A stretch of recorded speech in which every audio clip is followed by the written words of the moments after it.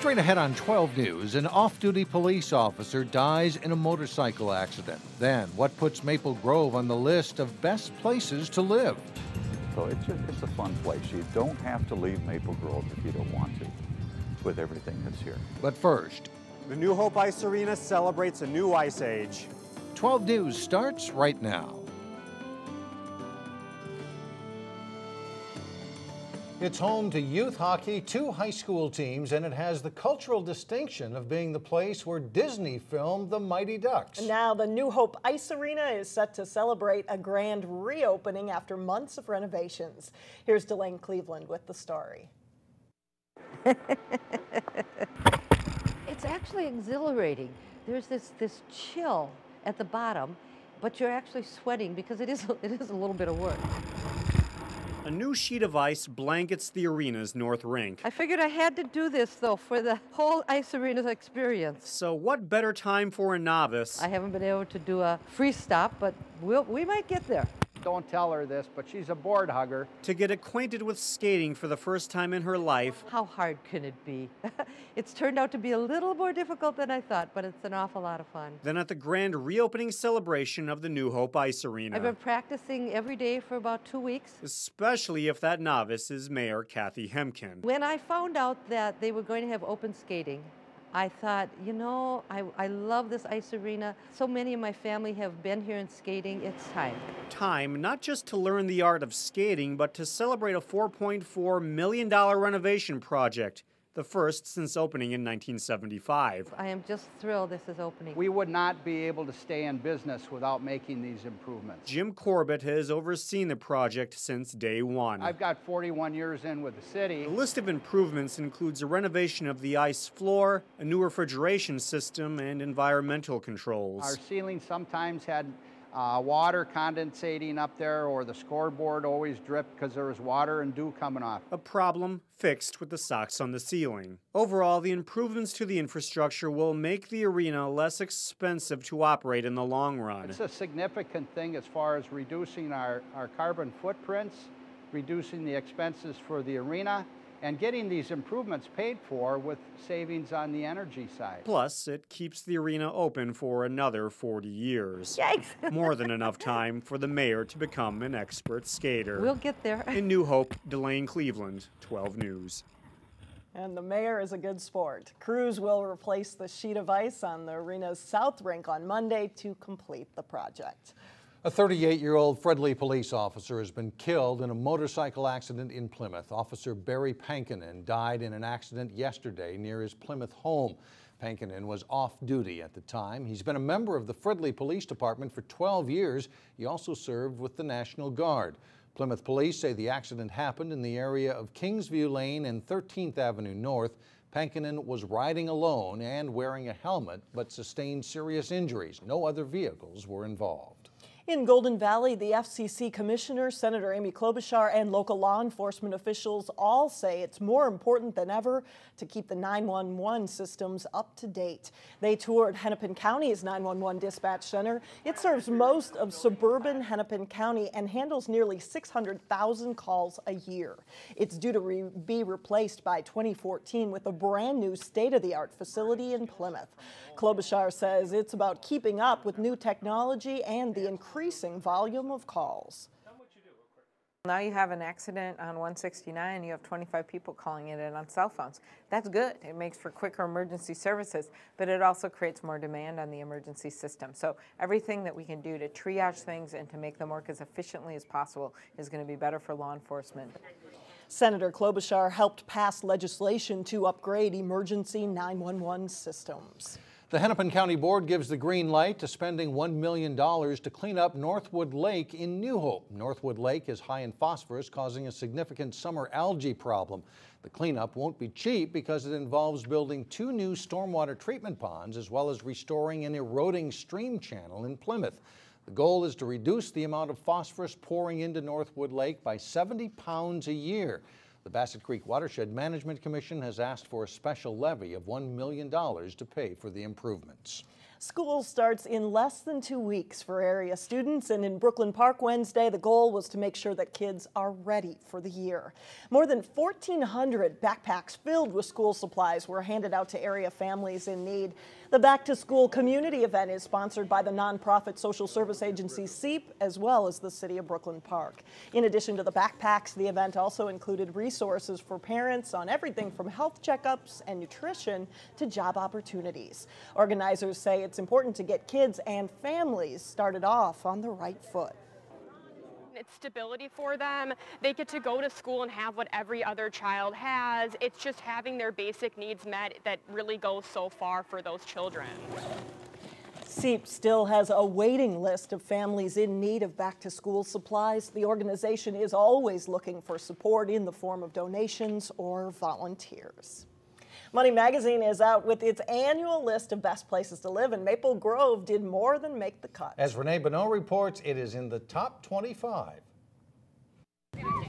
Something as simple as a day at Weaver Lake Park is a reminder of why Kimberly Day moved to Maple Grove 10 years ago. Growing up in South Dakota, being a small town, we like that feel, and Maple Grove was a very friendly community. Love the growth and the fun retail and the restaurants, and then my husband opened a business here as well. There's a lot to offer in Maple Grove. Randy Modine doesn't blame her. He's watched the city grow since moving here in 1976. It's a great city to live in, filled with parks and trails, new home developments, a variety of homes, and a multitude of price ranges. So it's a good community for people to move to. Those are just some of the reasons Money Magazine ranked Maple Grove number 22 in its list of the 100 best places to live in America. Not just Minnesota, not just the region, but one of the best places to live in America. Money Magazine looked at small cities that had populations between 50,000 and 300,000. The magazine contacted Maple Grove months ago and asked them for reasons why it should make the list. It involves cultural, leisure, business. I mean, it's a whole range of topics, and so you have to provide all that to them. The list is part of Money Magazine's September issue. An online version of the article applauds Maple Grove for its wide range of shopping and dining choices and even calls it, quote, the cultural and retail heart of the Minneapolis-St. Paul area. That is a little bit of a stretch. That's a pretty broad statement. I guess I think of Edina or something before Maple Grove, but I think it's getting there and it's growing the more and more retail we bring. While most of the blurb about Maple Grove is a matter of opinion, there is one part of the article that just isn't true. The person who wrote the article says downtown Minneapolis is 20 minutes away by commuter train. Maple Grove doesn't have a train. The city administrator says the writer was referring to the Botno Corridor commuter train that the county decided will not run through Maple Grove. Besides that slip, residents say they're proud of the honor. It's a fun place. You don't have to leave Maple Grove if you don't want to, with everything that's here. Renee Bonneau, 12 News. Well, Maple Grove is one of 5 Minnesota cities placing in the top 25 on that list. And when the magazine comes out, I know one place where it'll sell well. Yeah. Maple Grove, right? You don't say. Coming up, an easy way to get to the fair and how to save money when you arrive. And later in sports, a local pro boxer tunes up for a big fight as he aims to stay unbeaten. But first, it's your AccuWeather forecast.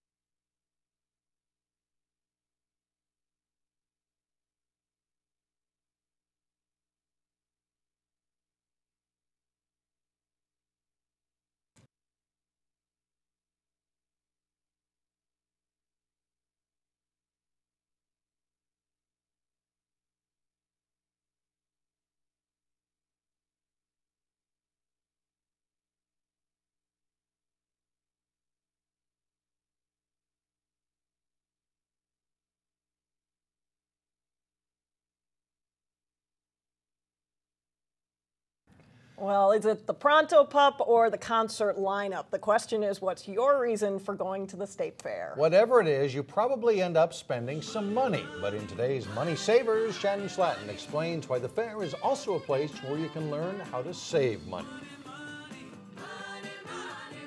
If you want to learn how to save money in your home, stop by the Eco Experience building here at the State Fair.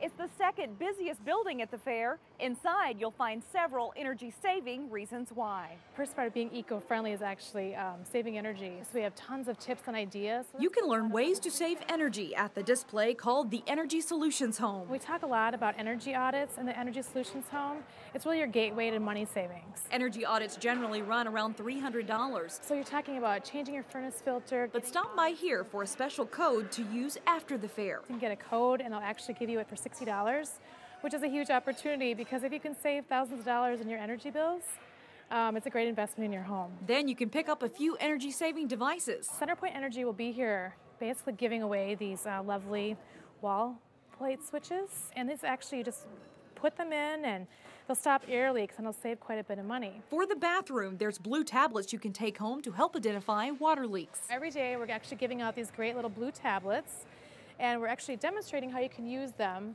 You drop them in your toilet, they're a blue tablet, and you can actually find out if you have a water leak. And before you leave, fill up your water bottles at one of the fair's filling stations. You can bring your own bottle, refill it as many times as you need to during the fair. Finally, bring your questions from composting to recycling. This is the place to have your energy-saving questions answered. A great tool is that you get free advice here. You can come and ask experts in solar, recycling, building, and learn about, how you can make some improvements. Altogether, more than 150 experts will be at the Eco Experience during the fair. It's located near Machinery Hill at the intersection of Randall and Costgrove. It's open every day from 9 a.m. to 9 p.m. For Money Savers, Shannon Slatton, 12 News.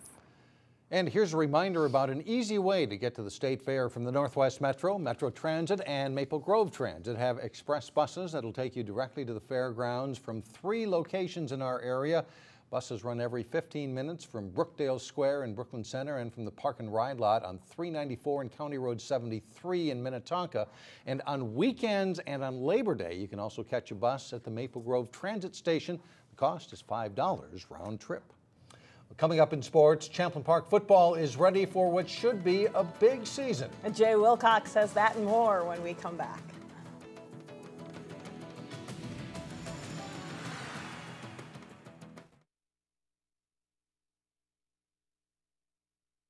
Well, is it the Pronto Pup or the concert lineup? The question is, what's your reason for going to the state fair? Whatever it is, you probably end up spending some money. But in today's Money Savers, Shannon Slatton explains why the fair is also a place where you can learn how to save money.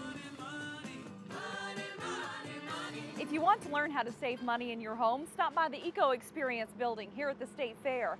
It's the second busiest building at the fair. Inside, you'll find several energy-saving reasons why. First part of being eco-friendly is actually saving energy. So we have tons of tips and ideas. You can learn ways to save energy at the display called the Energy Solutions Home. We talk a lot about energy audits in the Energy Solutions Home.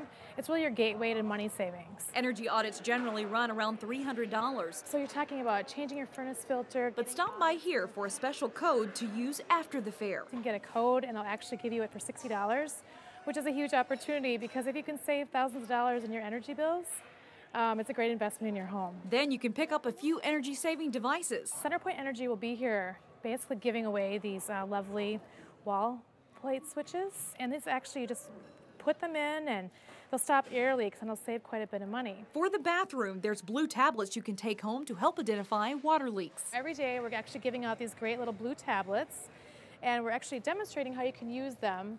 You drop them in your toilet, they're a blue tablet, and you can actually find out if you have a water leak. And before you leave, fill up your water bottles at one of the fair's filling stations. You can bring your own bottle, refill it as many times as you need to during the fair. Finally, bring your questions from composting to recycling. This is the place to have your energy-saving questions answered. A great tool is that you get free advice here. You can come and ask experts in solar, recycling, building, and learn about, how you can make some improvements. Altogether, more than 150 experts will be at the Eco Experience during the fair. It's located near Machinery Hill at the intersection of Randall and Costgrove. It's open every day from 9 a.m. to 9 p.m.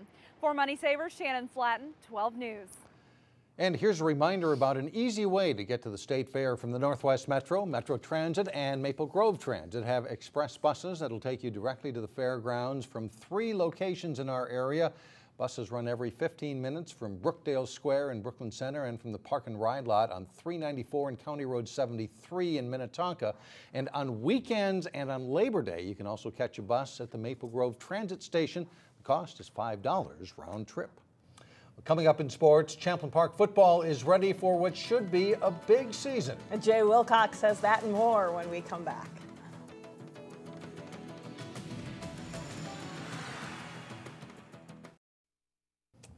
Jay Wilcox with Sports Now, and this is an exciting weekend for local boxing fans. You got a local fighter undefeated. That's always a good thing. Yes, trying to get the career really rolling here, and this will be a good opportunity to do so.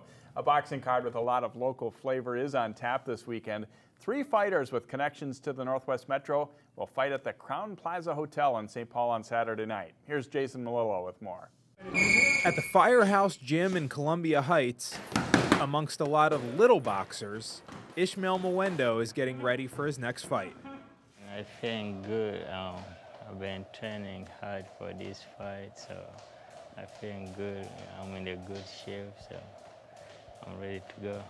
The Brooklyn Center featherweight is building an impressive record. 9 fights, 9 wins, 7 by knockout. He's extremely heavy-handed. For 130 pounds, we don't get work with 130-pounders. Jason Litzo is the only kid that we work with at 130 pounds. That's it. Other than that, we've never had good work at 130.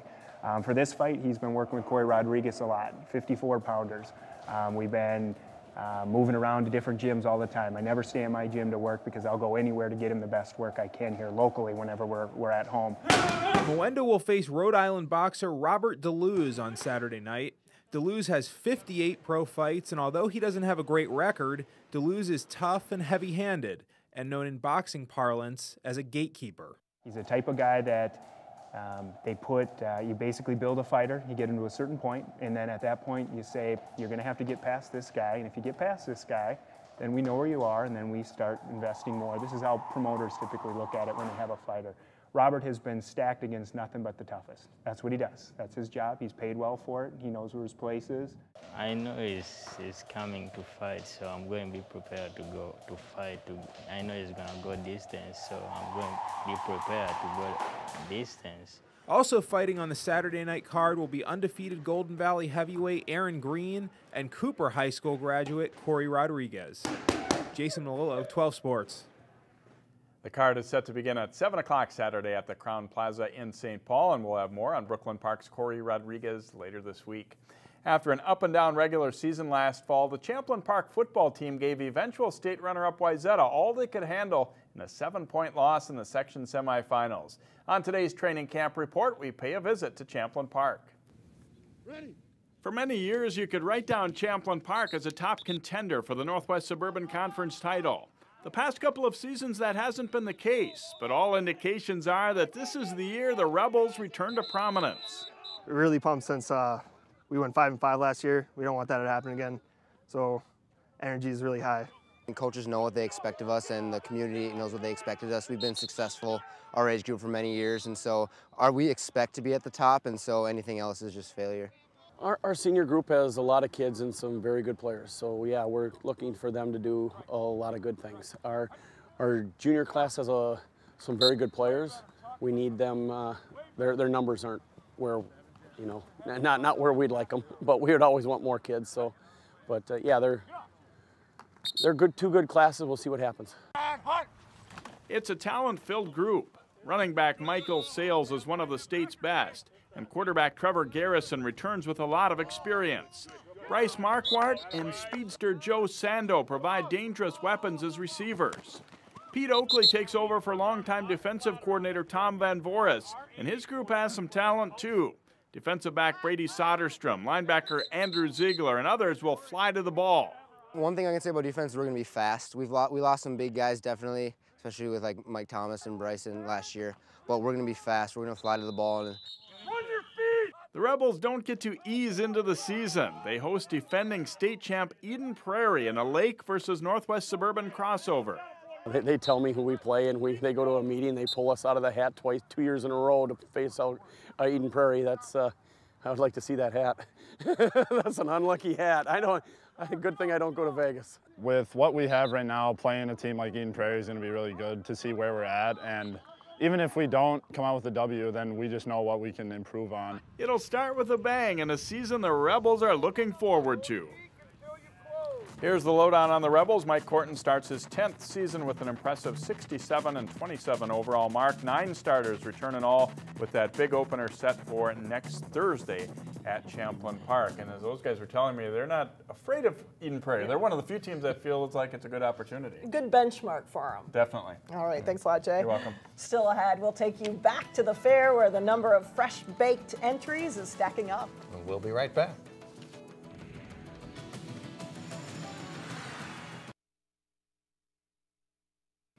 If you need inspiration in the kitchen for the next 12 days, there's one place you can get it. The Creative Activities Building at the State Fair is full of baked goods that competitors have entered. Contestants have already turned in their entries, and check out these numbers. More than 1,200 jars of jelly, jam, or relish, 187 cakes, and more than 60 loaves of banana bread, as well as lots and lots of cookies. We have incredible talent here, and what we're seeing is the talent is better year after year. People learn things that they should be doing, and they improve. A crystal baker named Roy Barham entered the maximum allowed 25 baked goods and 40 jars of jams, jellies, and relishes. Now, we'll have to wait and see how he did, but our crew tells us that they did spot his name on a few ribbons. So there's a little tease. It's all top secret, though, until the fair starts. That's right. And how would you like to judge? Yeah. How many? 60 loaves of banana bread. They would start to taste all the same, but maybe not. Maybe they're that good. Maybe not, yeah. That does it for us. Thanks so much for joining us. Stay with us. Community Corner is coming up next, and we'll see you back here again tomorrow. We'll be getting it for you.